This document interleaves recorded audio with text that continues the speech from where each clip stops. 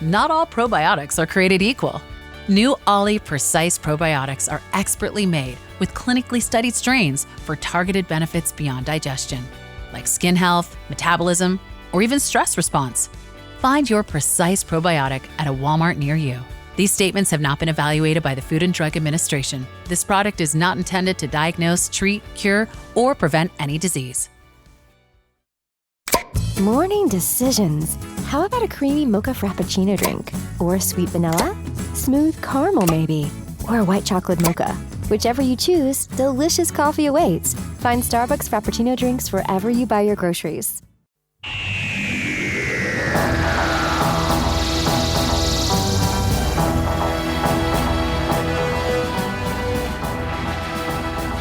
Hello, and welcome to The Best Worst, a celebration of the best and the worst of the television we love. Hi, I'm Meg Bashmaner. And I'm Joseph Fink. And we love TV. So we created this show to explore what we all love about popular TV shows by watching both the IMDb viewer best rated and worst rated episodes of a quintessential series.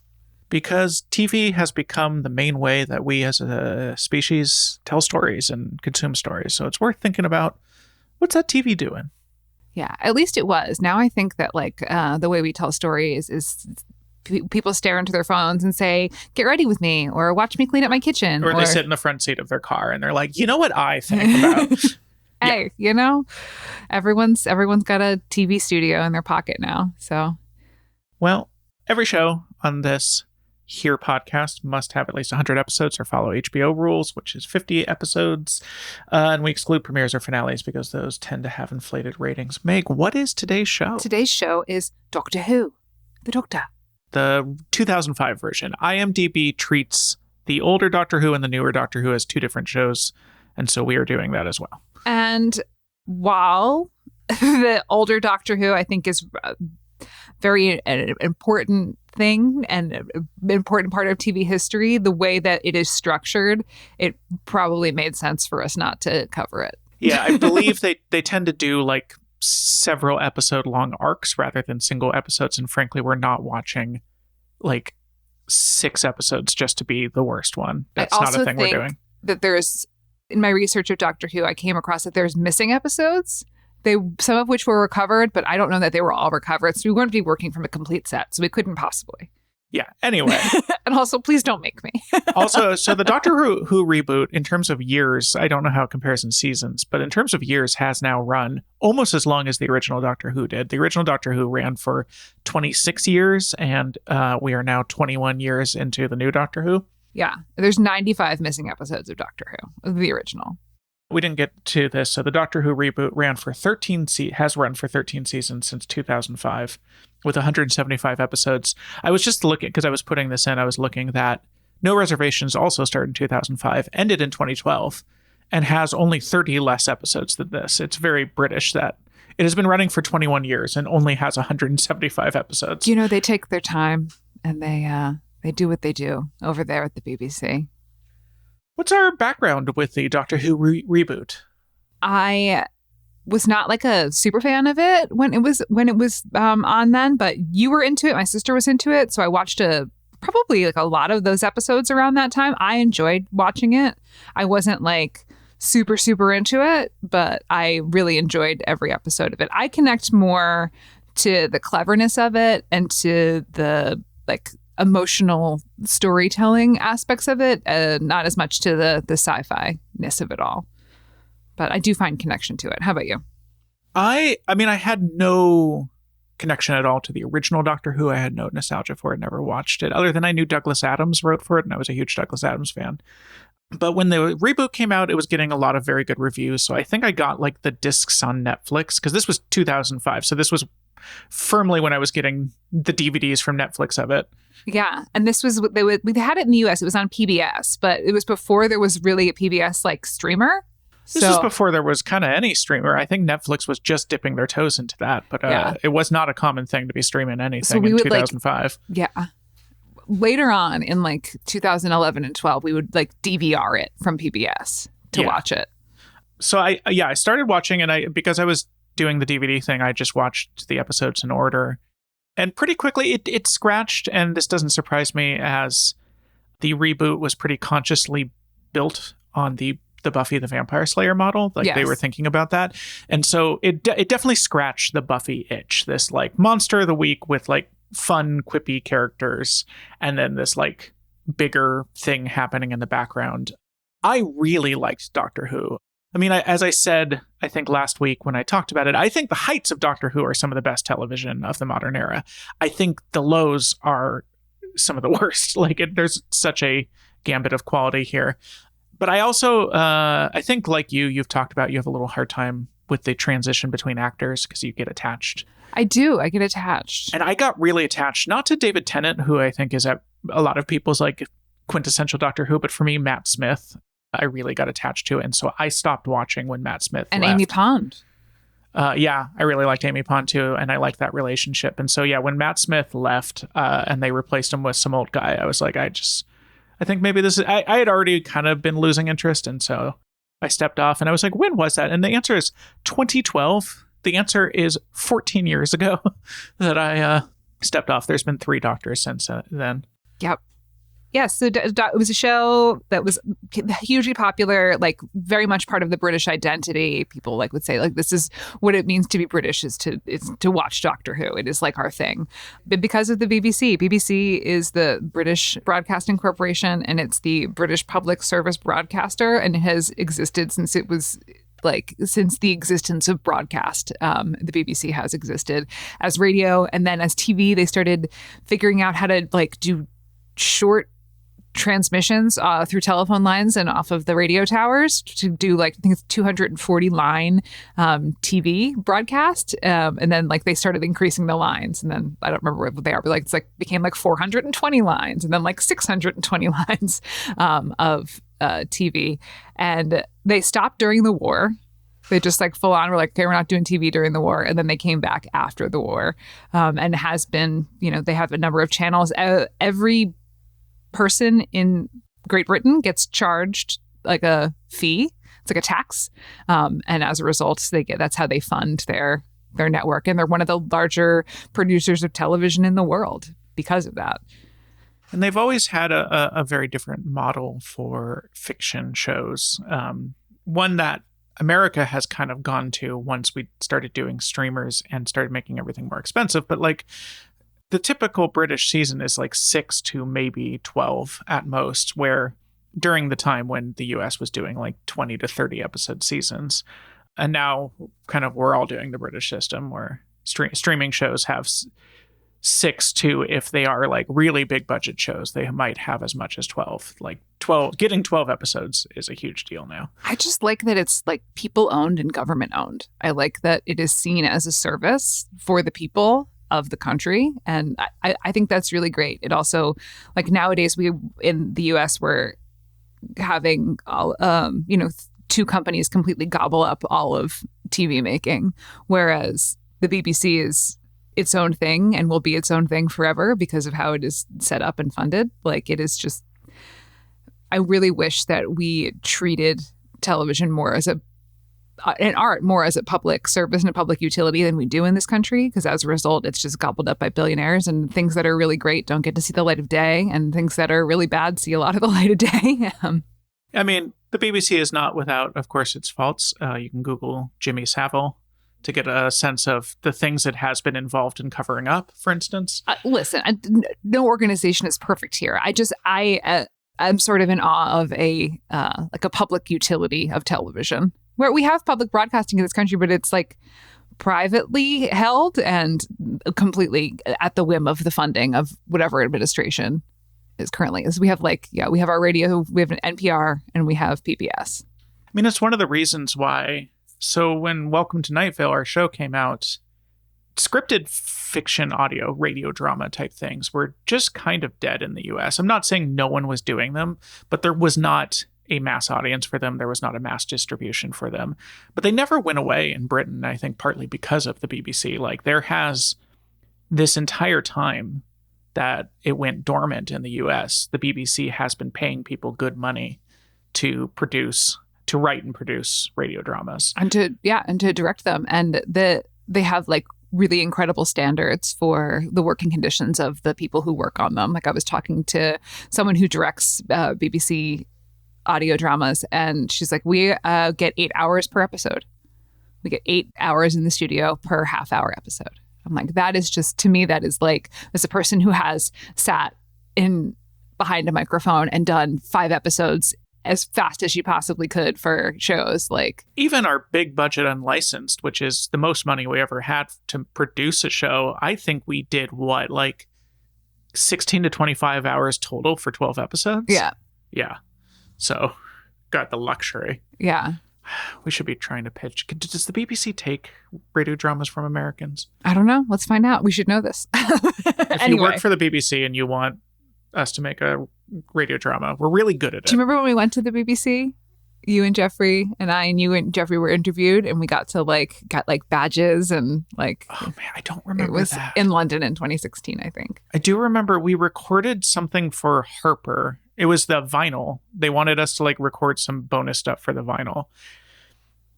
And I don't remember whether it was the BBC, but it was like some sort of very British situation that was like a lot more intense than any recording I'd done in America. They were like very intense about how I was pronouncing words and the speed I was reading at, in a way that when we actually recorded an audiobook for Harper in the US, I was like nervous about it because the British version had taken so long and was so intense. All right.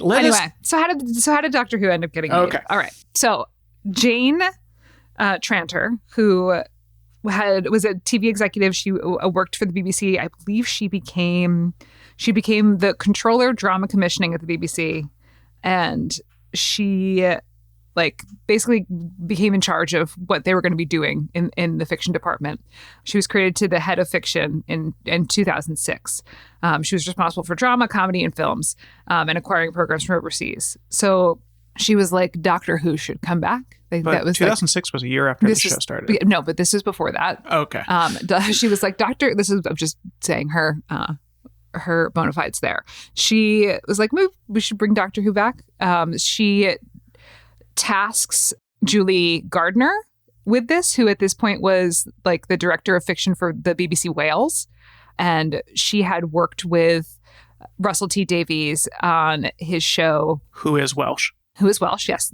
And a lot of the Doctor Who is filmed in Wales because of this. So she had worked on a show with him called Casanova.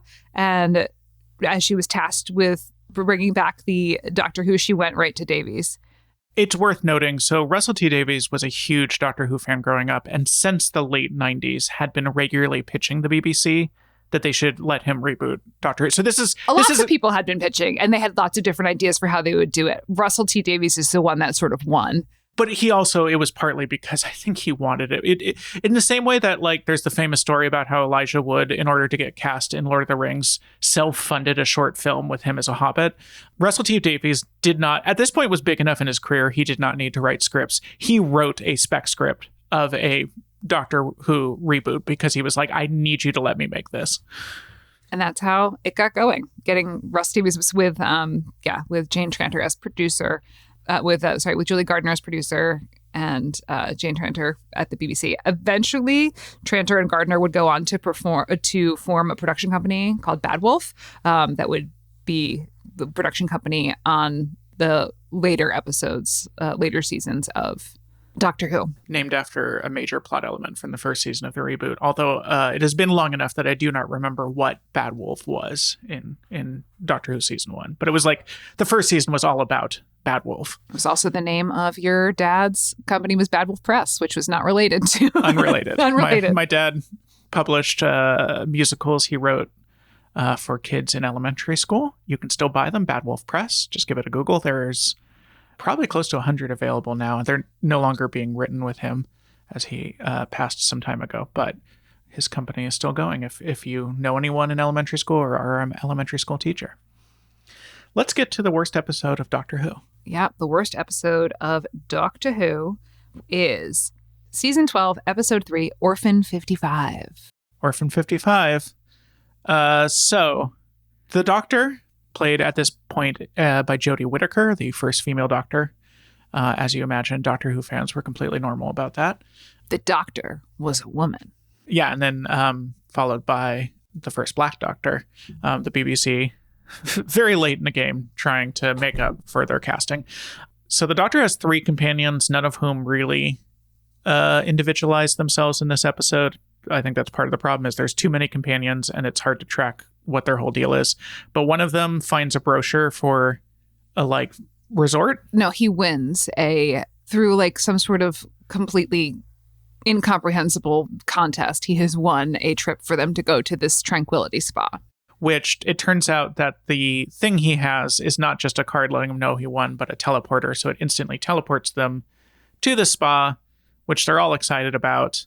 They're met by a cat person in some of the worst cat makeup you've ever seen. It's hyphen with a 3, and if you've seen Spaceballs, and it's Barf, yeah, yeah, it is Barf from Spaceballs is what this person looks like, literally exactly the same.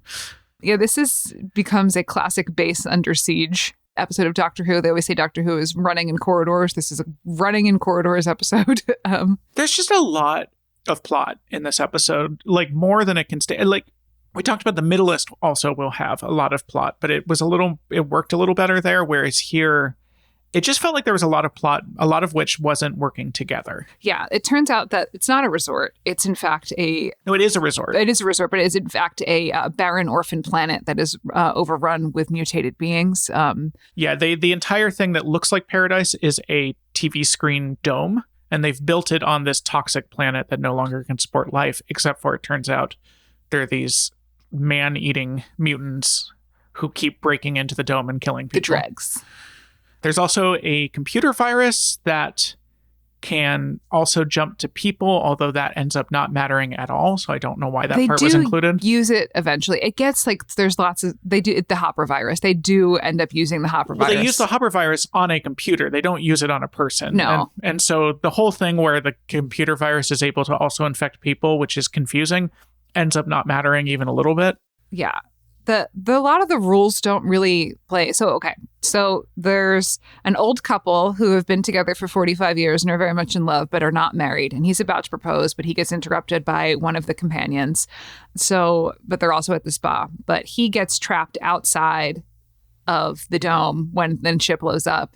They're like, he's not going to live. He's not going to survive out there because it's an oxygen. There's no oxygen. She's like, well, he has an oxygen tank, which I don't know why in this space world we do not have new lungs for this man. He still has to be on an oxygen tank. Yeah, on a real fucking 90s style roll around oxygen These tank. people are they're like a couple out of the 90s. Anyway, an old couple from the 90s. So he's not an oxygen tank. So they decide to go get him, right? That is get They do a rescue mission. For some reason, they bring everyone They bring everyone on the show. Including a child, and the old lady. Yeah. And wait, what child? There's the green hair people. Oh, right. There's the green haired engineers. Yes, they do bring a child. I forgot about that. And they all have the older one played by one of the kids from the In-Betweeners, who is now a man. His costuming looks like the bad AI Willy Wonka. Fire festival, the one thing in Scotland. In Scotland, the picture of the lady with the green hair. He just looks just like that. Anyway, there's also that story going on where it's like a father-son, and the father's grumpy, and the son is better at engineering than him. And anyway, it doesn't work. There's a young woman who is also there and starts flirting with one of the young guy companions, and it kind of seems like it's a little bit of a love story. And then we find out that she is the one that introduced the virus and has been working to destroy the hotel because the woman running the hotel is her mother who abandoned her. Yes, the woman running the hotel is sort of leading people through the recovery mission in this vehicle. And why she would need to murder a bunch, couldn't she just shoot her mom? Why does she need to? She needs to commit mass murder.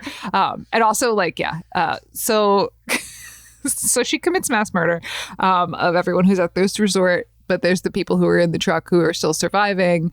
And then the dregs are chasing them, and they have the old man. And the old man finally gets in contact with them and is like, hey, old lady, I have 2 things to say. Number one, I hate to say them in this order, but number one, will you marry me? And she's like, yes, of course, Benny.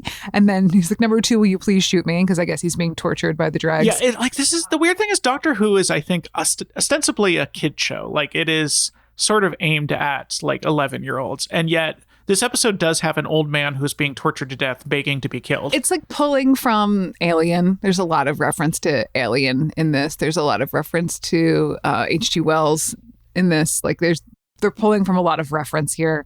Then they have to get out of the truck. I think they like hit a rock, or they get trapped by the dregs that they hit. Yeah, no, the dregs do a trap.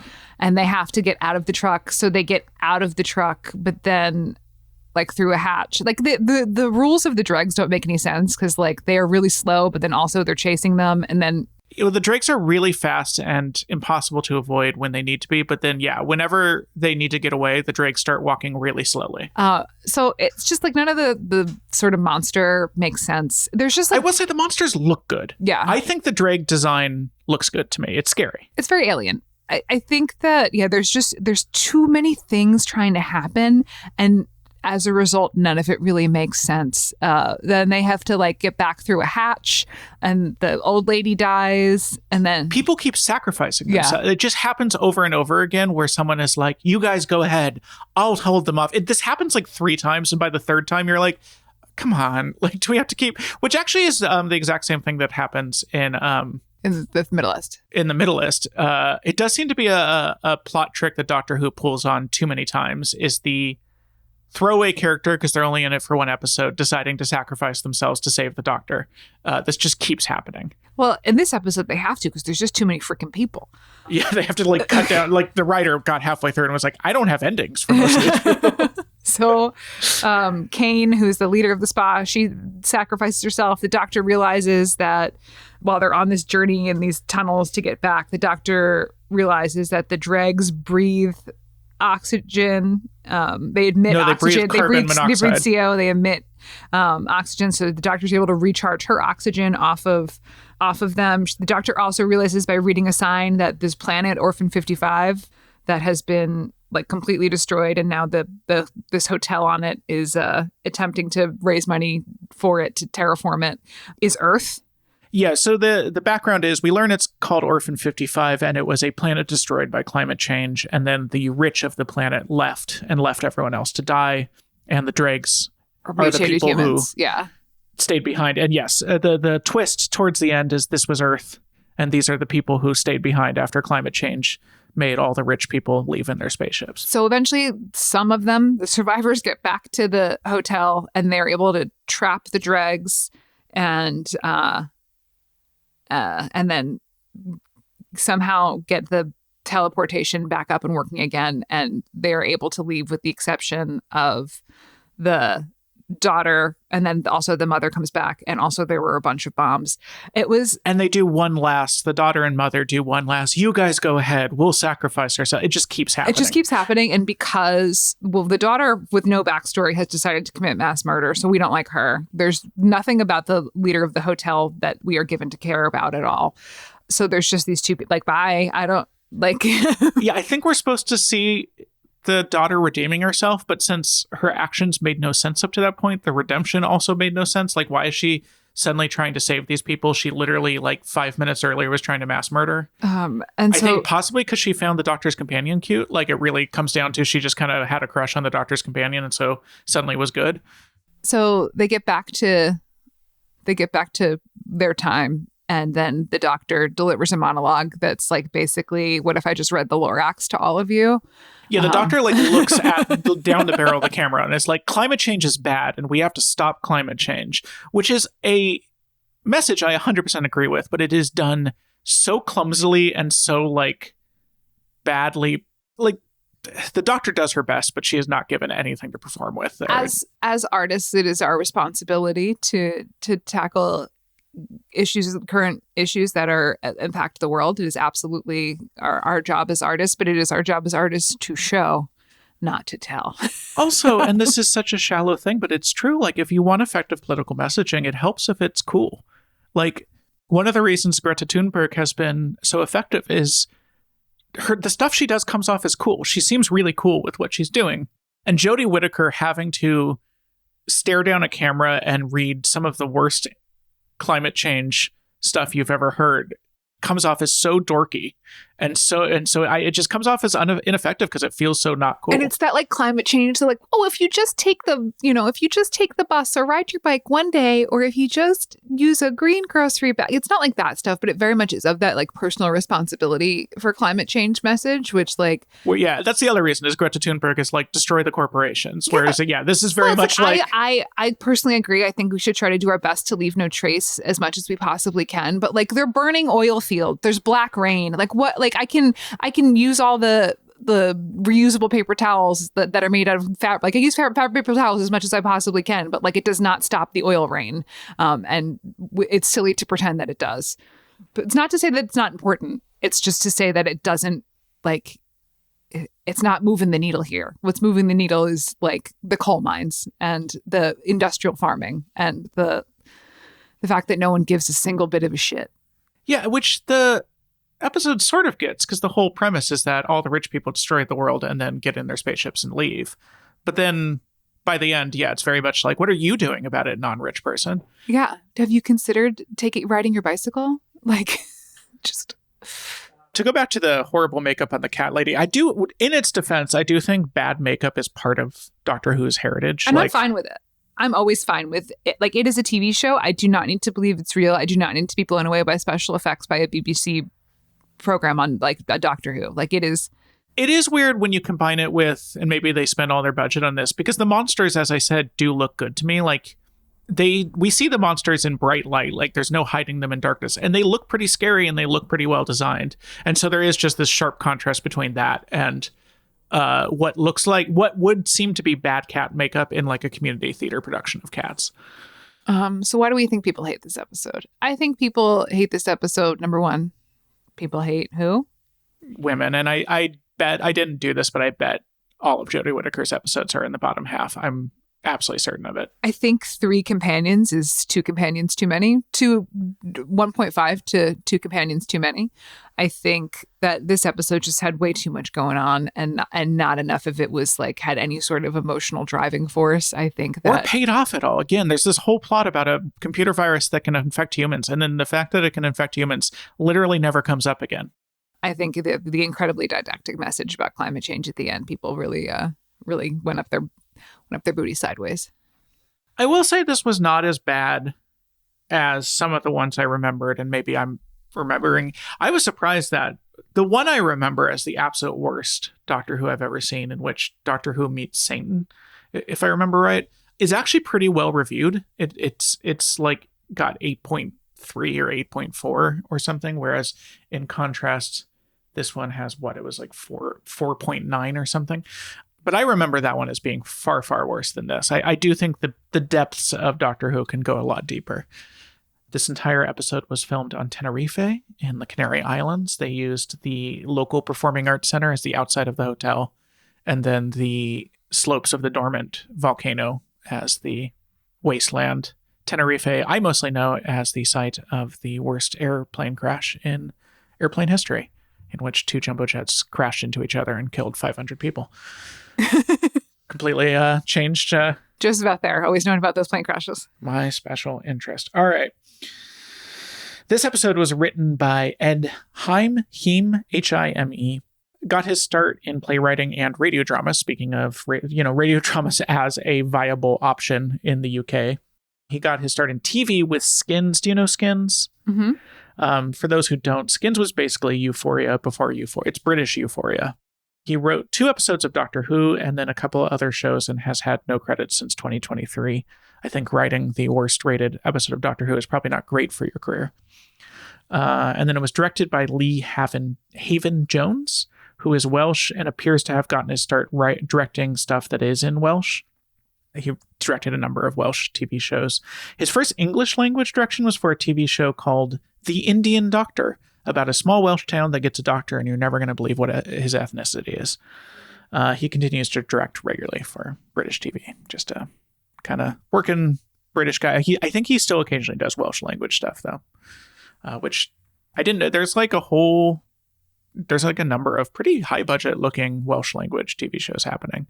I'm curious if the same is true in Scotland, or if Wales has kind of this unique cultural push to make stuff in their language. Well, I think a lot of it actually does have to do with Julianne Gardner because of her being in charge of, when she was the head of drama for BBC Wales, they brought Doctor Who to life there. And this is just me having a hypothesis here, is that because they were able to, and for a while they were shooting entirely in Wales. So because they were able to make this huge thing, in 2008, it was I think the biggest show on the BBC worldwide, this huge thing there. Then there was able to have investment in the BBC in Wales. So yeah, she received credit for an increase of drama being made in Wales in 2007.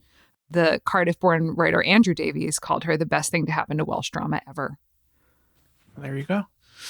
Let's get to some ads, and then we'll come back with our intermission.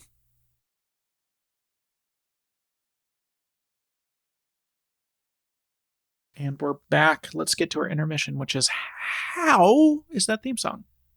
It's good. It's weird. It's funky. I like it.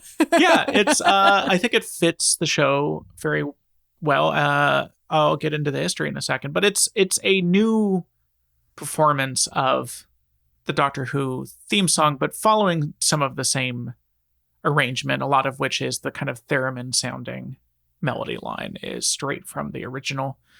Yeah, I think it fits the show perfectly. So some information about this. We're going to be dedicating our episode to someone involved in the theme song. So this was written in 1963 by a guy named Ron Grainer, who's Australian. He served at a radar station in Australia during World War II, started writing music for servicemen shows, was injured when a 44-gallon drum fell on his leg. As part of a rehabilitation program, they put him through the New South Wales Music Conservatory. So after graduating, he became a professional pianist. He moved to London, started playing piano in nightclubs, and then got a job composing for a TV show called Migrate, which won him an award and led to a ton of other TV work, and he spent the rest of his career writing TV theme songs. He wrote the Doctor Who's theme song, but he just kind of wrote the melody on piano and handed it to the BBC. The person who actually made it was a woman named Delia Derbyshire, and Delia Derbyshire worked for the BBC, and she was an early innovator in electronic music. And so she created every note of the theme song by splicing and pitching up or down and speeding up and slowing down analog tape, and just painstakingly, note by note, created this theme song. When she played it for Ron Grainer, he was like, "Did I write that?" And she was like, "Some of it." And so he actually pushed to have her credited as a co-writer on it, and the BBC refused. They would not let her be credited. They would not let her receive any co-composer credit or royalties. And she left music at the age of 38, became a radio operator for British Gas, and died of alcoholism at 64. At this point, they have credited her, and there's a plaque about her on the BBC building, but it's kind of too late for her. I'm trying to find, there we go. This was her original theme.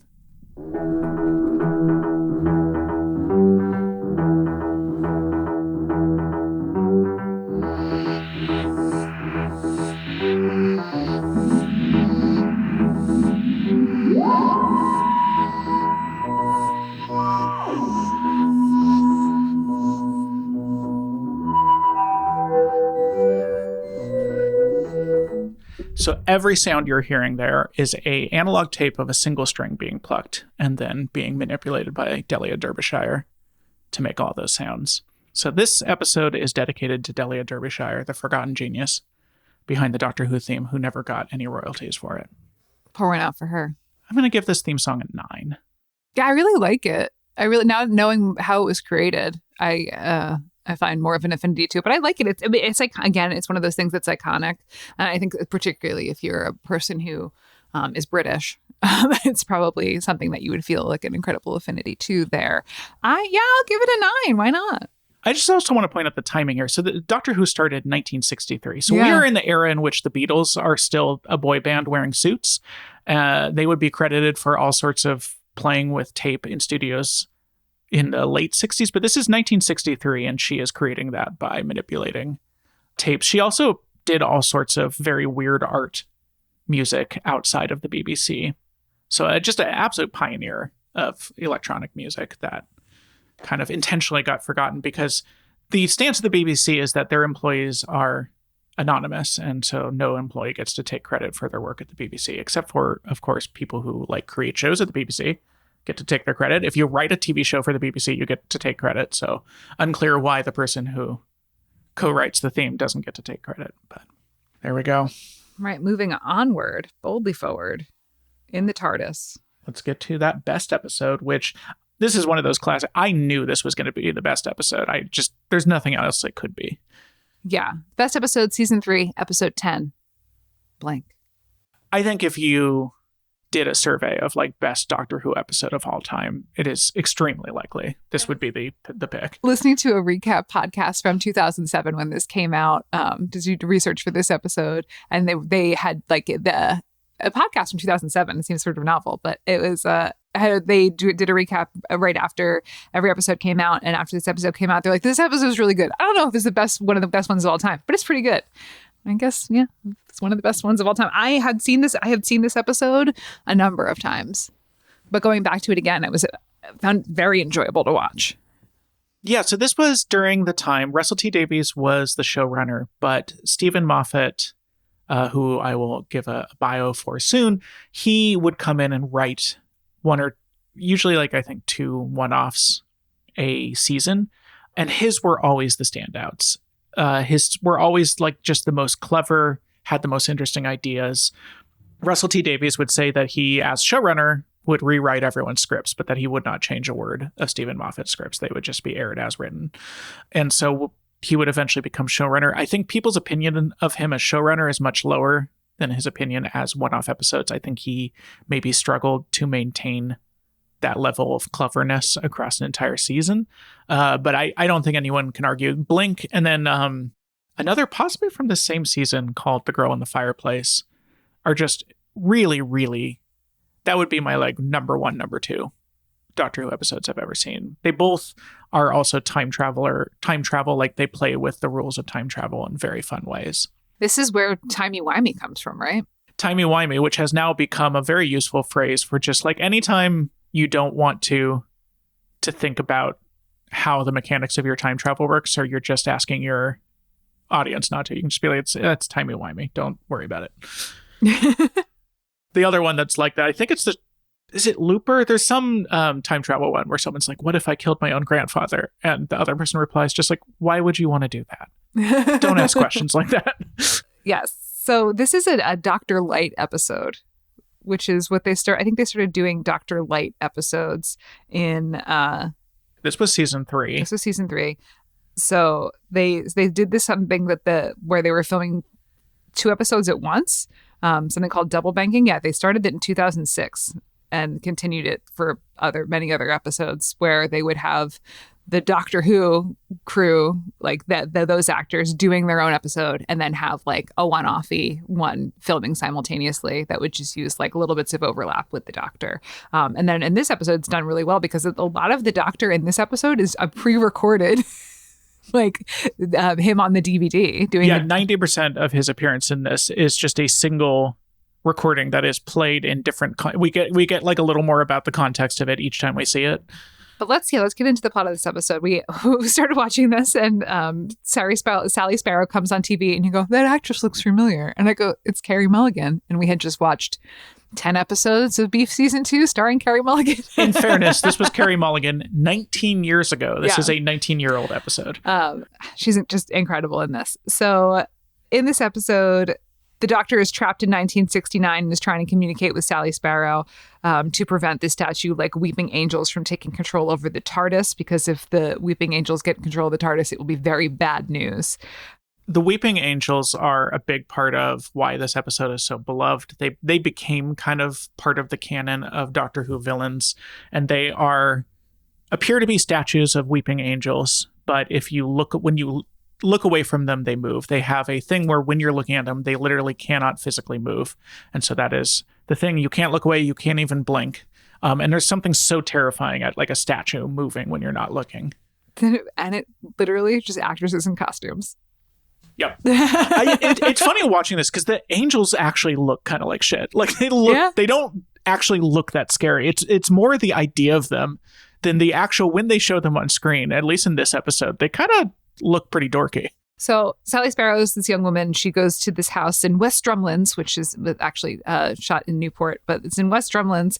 And she's like peeling back wallpaper, and it says like, that has some notes on it for her. And she's like, what is this? This is kind of weird. And so she's like, this is odd. And so she goes to... Well, one of them, it says Sally Sparrow duck. And so she does, and a brick goes flying over her head and hits the wall. Yeah. So something timey-wimey is going on. She's kind of freaked out about it. So she goes to her friend's house in the middle of the night. She wakes her friend up. Her friend's brother's also there. He's nude. But she goes to her friend's house. Her friend is like, okay, I'll go out there with you. So her friend goes out there with her. They're like walking around the house. They get separated, and Sally Sparrow she grabs a key from one of the angels, or she sees a key with one of the angels while her friend is being attacked by the angels. And then there's a knock at the door, and there's a dude there with a note for Sally Sparrow. It says, please, I need you to give this. I need you to take this. Like, it's kind of cutting back between her friend getting stalked by the angels and this guy being like, you need you to take this note and read it. And she's like, no, I don't, this is weird. I don't want to. But eventually she does take the note, and he's like, and the note is from her friend who has been sent back in time to 1920. Yeah, she was this adult man's mother. Grandson. Oh, grandmother. You're right. Grandmother. So she reads the note from her, and it's like, I'm cool. I'm in the 20s. I just wanted to let you know that I went ahead and had a good life. There's really not much you need to worry about, but you got to tell my brother. So the angels, and this is one of those, Stephen Moffat is just capable of such clever ideas. And this is one of them is the angels themselves, these monsters that only move when you're not looking at them. But then what they do when they catch you is so clever, which is they kill you, but they kill you by sending you back enough in time that you will be dead by the time this time comes around. And so then they feed on your potential life that you never got to live. And this idea of killing someone by making it so that they lived an entire life and died before this moment is just an incredibly clever idea. Yeah. So she meets up with the brother, and it's just like, your sister had to go away for a little bit, but it's fine. And he works at a DVD store, and she had seen this at their house before, but there's a guy, it's the doctor, but they don't know that he's the doctor, and he is an Easter egg on DVDs, on certain of them. And so the brother's like super into it. There's like a cult movie nerd group of people on the forums who are talking about what he's saying, because what the doctor is saying in this DVD extra Easter egg doesn't really make any sense because it's only one side of a conversation. Sally Sparrow is inspired while at the DVD shop because there's like a guy watching a horror movie, and he's like, why doesn't this just go to the police? Why don't you go to the police movie person in this movie? And Sally Sparrow's like, right, I should just go to the frickin' police.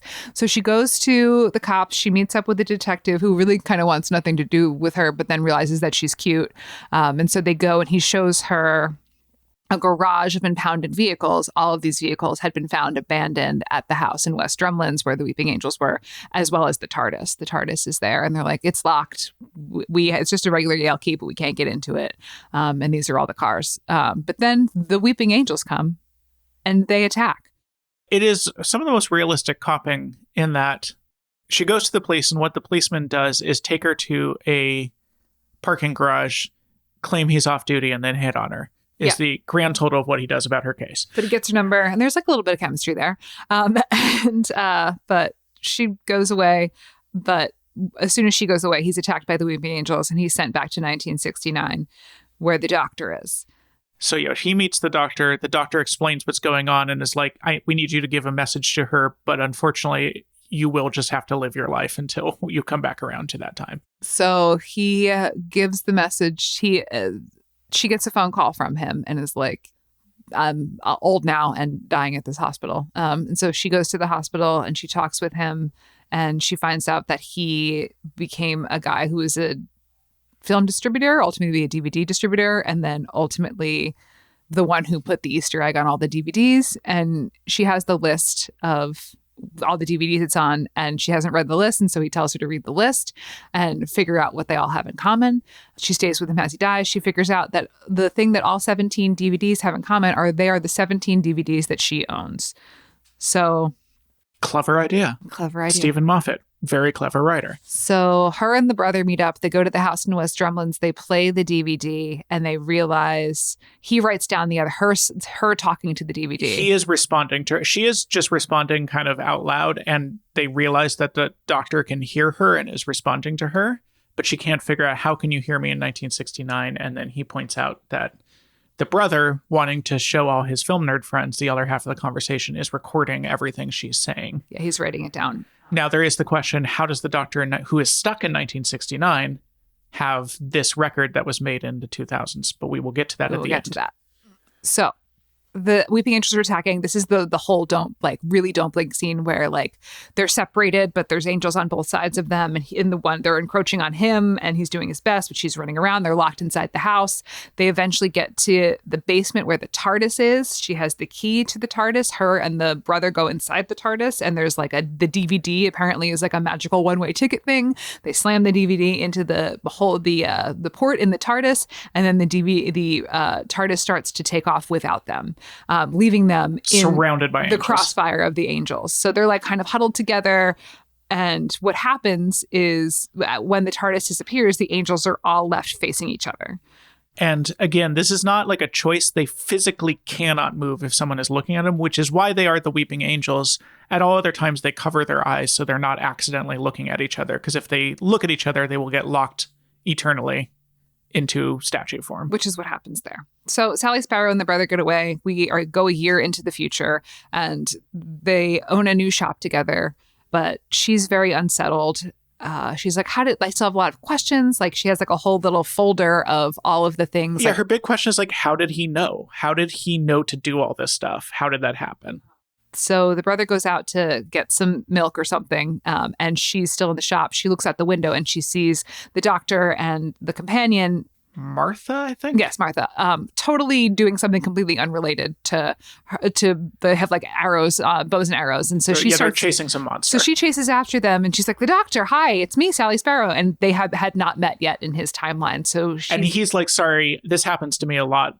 I just haven't met you yet. I'm sure I meet you in the future. But he's like, I gotta go. And she's like, no, don't go. Like, don't go. And then Sally Sparrow realizes how he knew how to do all of these things is Sally Sparrow told him. So she hands him the dossier that she has compiled with the other side of the transcript, the location of things, all of her facts and data and stuff about the Weeping Angel. She hands this to him and says, read it, go and do. And that closes the loop. And then her and the brother can get together. Yeah. And Carey Mulligan was offered a companion slot to continue Sally Sparrow, which I would have loved, but she turned it down. And, went on to have some sort of career despite that. This was a very decorated episode. Moffat won the BAFTA Craft and BAFTA Cymru Awards for Best the Welsh BAFTAs. The Welsh BAFTAs. And the Hugo Award for Best Dramatic Presentation. Carey Mulligan won the Constellation Award for Best Female Performance in a science fiction television episode. This episode was voted the second best Doctor Who story ever by readers of Doctor Who magazine. This episode is so clever. I mean, the time travel stuff is clever enough to make a great episode, and then the monsters are clever enough to make a great episode. So when you combine the two, it's just kind of wall-to-wall clever. Stephen Moffat is undeniably a clever writer. I do think his reputation is a lot worse now than it was back then. And part of that is I think he bought too much into his own reputation for cleverness. I've tried watching some of his recent stuff, and his recent stuff just is a bridge too far. It's just everything has to be clever to a point that it makes no sense. Like everything is written like punchline first, and then just trying to make everything work to fit the big clever punchline. He did a show about a guy on death row that was so bad. I watched the first episode and it was very, very bad. There was an entire plot twist that was built around the Arrested Development joke where therapist and the rapist are the same spelling. But instead of as a joke, it was done as a big plot twist, but just built entirely around somebody writing down therapist, but actually they were writing down the rapist. But this is good clever, before Stephen Moffat really got up his ass. This is probably the only case. I'd be interested if there's any other case where the top rated episode of a series is one that the main cast is barely in. Usually that's a recipe for the worst one, the worst one of the Golden Girls. Other worst ones I'm forgetting right now, but it's pretty common that the worst one is one where the main cast is sidelined, and the main cast is sidelined, and yet it is just universally, I think, beloved. I think because Carey Mulligan is so good, number one, and the story is just great. Yeah. And the doctor's in it. It's just that they really smartly recorded him one time and were able to break that up and use it so many different ways.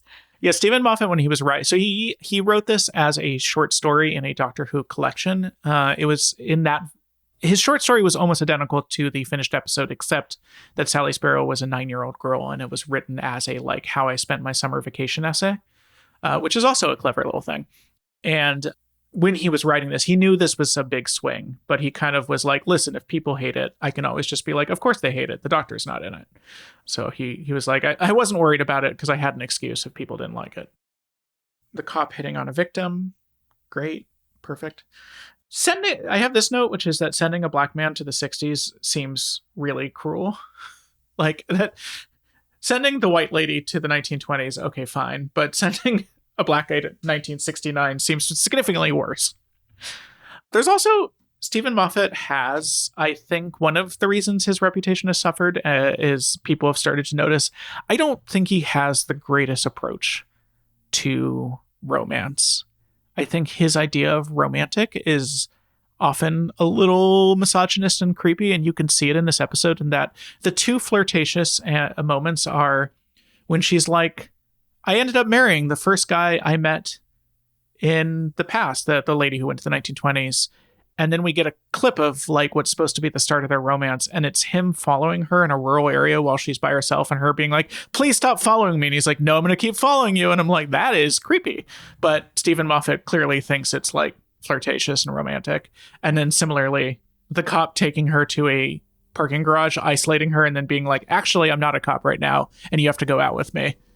In Stephen Moffat's head, that's very flirtatious and romantic. Timey-wimey, useful idea. So yeah, this was written by Stephen Moffat. He is Scottish. He started his career as a high school teacher. He was a high school teacher for 3 years. He got into TV in a very, very weird way. His dad was also a high school teacher and then became principal of a primary school. The primary school was used as a shooting location by a TV show in the late 80s. And the dad was hanging out with the producer and pitched the producer an idea for a show about a school newspaper. And they were like, sure, let's see a script. And he was like, sure, I'll have my son write it. And so Stephen Moffat wrote a pilot script about a school newspaper, and the producer said it was the best first script she had ever seen.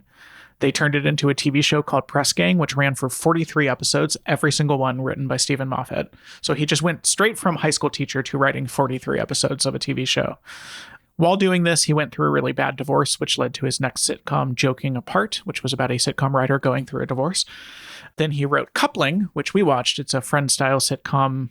He started doing one-off episodes for the new Doctor Who, as we talked about, and kind of got the reputation for writing the best and most clever episodes.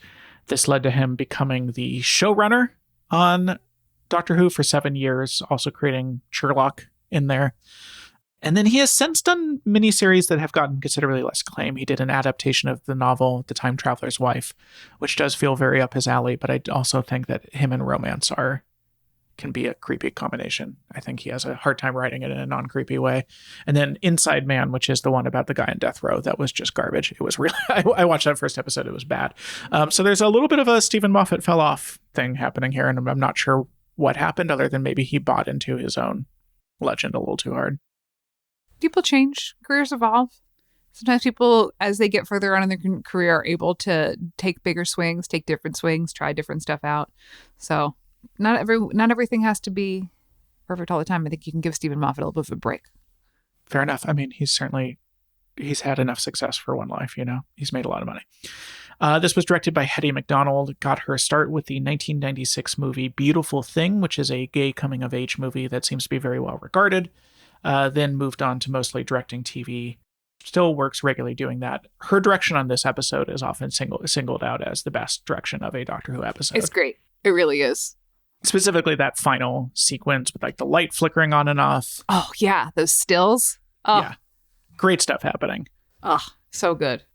So yeah, I think this just is one of those ones where the craft is undeniable. The acting is good. The screenplay is so clever. The directing is good. There's just, it's one where every department was just firing on all cylinders.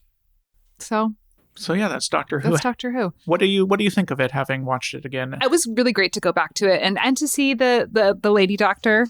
to see, I had fallen off of it when you fell off of it. So to see more episodes, even if it was the worst episode, it was still great to get back in the world. I love the world of Doctor Who. I love the like emotionally poignant sci-fi, which I think that's something that our careers are standing on the shoulders of. So finding time to go back and appreciate that is always nice to do. So that's where I'm at with it. It was really nice to get to watch Blink again and to see. I had never seen the Middleist episode, and it was really fun to watch. Yeah, I really enjoyed it. I even thought the worst one was fun. I think Doctor Who is just, when it's working, it's a really fun show. That is at its heart, more than anything else. It is a show devoted to being fun. Would we keep watching it? I kind of want to, in that this made me want to go back and watch some of the good episodes. I would be more than happy to. Or we could, not to spoil the Littlest, but we could. Wait, you want to wait and watch it with It is Iris? a kid's show, ultimately. It is. It's a very scary. It is famously like a kid's show that traumatizes children because it is genuinely pretty scary. Yeah. So, well, you got to traumatize them sometimes. Why not traumatize them through art? I mean, I read like It when I was 11. So there's a long history of really interacting with your first terrifying media around that age. I remember at 5 going to see My Girl and being not okay for a really long time.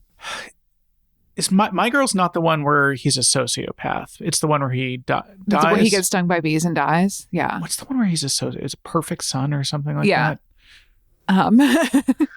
Anyway, so I was traumatized by the film My Girl at 5 years old.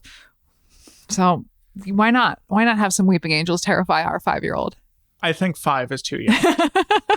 Well, there probably are episodes appropriate for 5-year-olds. Blink is not one of them. No. I think she would also just have trouble following the plot. I don't think any of the 3 that we watched would be appropriate for her. No. I mean, that's the thing is... You guys are getting a sneak peek of the Littlest. You're non-paying. Oh, yeah, it's true. We accidentally did the Littlest now. We'll do it again. We'll do it better. We'll do it different. All right. Well, thank you so much for listening to our show. Speaking of the Middleist, please join our Patreon to support our show. First off, it's the only way to support the show, really. We really appreciate it. But it also gets you ad-free versions of every episode of the show, plus our Middleist, in which we discuss the exact Middleist rated episode to see what the show looks like when everything is exactly average. That episode is unnumbered because it is the season 4 Christmas special.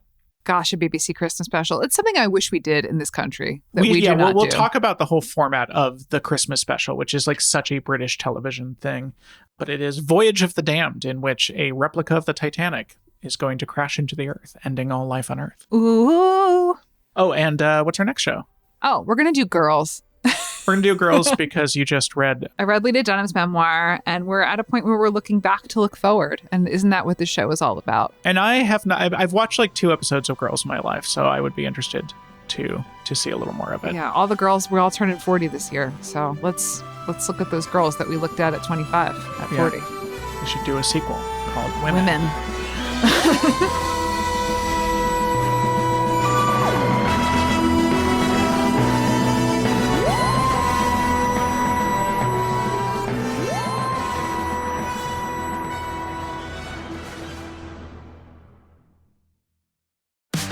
Class is now in session, and the UPS Store is here to help you ace arriving on campus.